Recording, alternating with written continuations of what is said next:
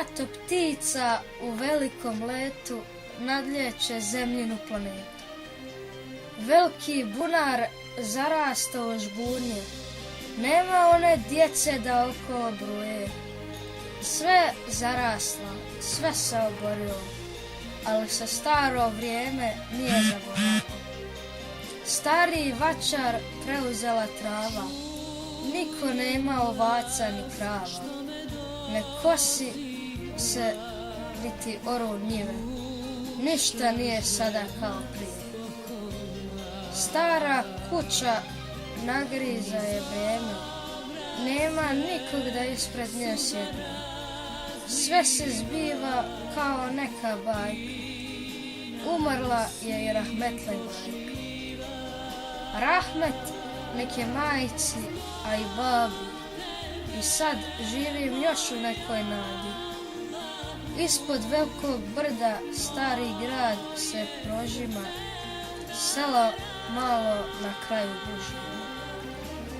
Rodne njive, pašnjaci i stoka, sve nekako otišlo iz oka. Gledam krušku ramku u visine, pa me sve u djetinjstvo vrne.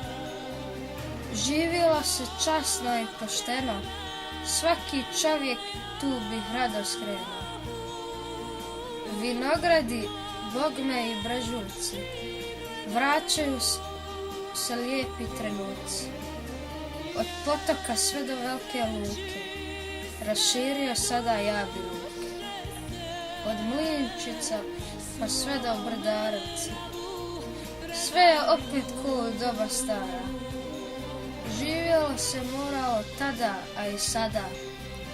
Bajrami su najljepši na gradu, vraćaju mu životnu nadu. Eto, tako volite se, slažite se ko sestre i braća, da i buduće na stari grad se svraća. Neka bude sloge i veselja, da se i sad kao nekad prave lijepa sjela.